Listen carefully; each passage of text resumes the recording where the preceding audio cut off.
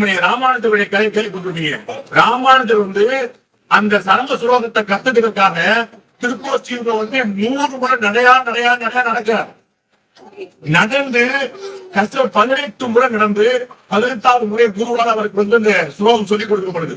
அப்ப அவருக்கு ஸ்லோகத்தை சொல்லும்போது அவருக்கு எச்சரிக்கை கொடுக்கப்படுது.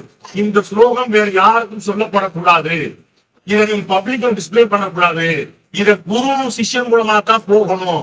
அப்படி போகாம நீ எல்லாருக்கும் சொல்லுன்னா உலகம் தலை வெடிச்சு முடிக்குது. இந்த ஸ்லோகத்தை சொன்னால் சொர்க்கம் கிடைக்கும், ஆனால் அதை பொதுமையை சொன்னால் உனக்கு நரகம் கிடைக்கும் தான்.